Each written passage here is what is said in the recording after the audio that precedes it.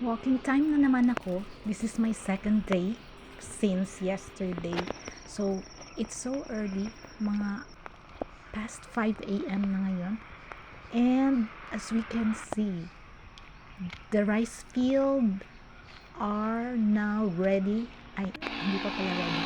At least, first cleaning pa lang. I'm walking again. It's only 5:38 in the morning. And so yeah, it's land prep time here in the farm.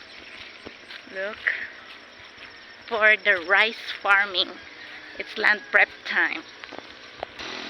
On this side, they're not yet.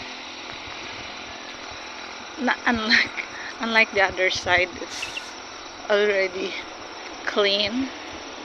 This is here.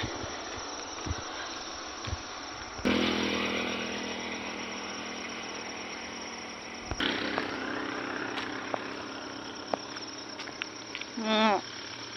Mo.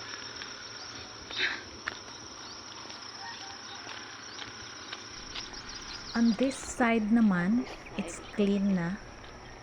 I think it's also first cleaning.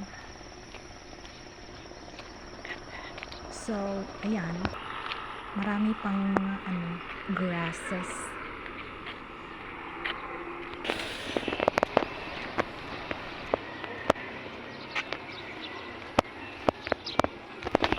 Pero ito yata first clean na ito. I mean, first pulverized na yung lupa.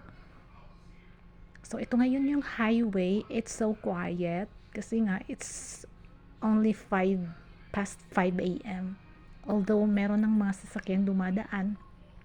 But still, it's not busy. Like, it's Monday, so students are going to school. But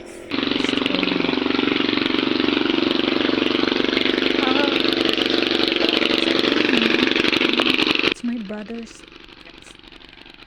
car or mobile for the bao-bao, what's it called, the one like that. That's my brother's people working in the land.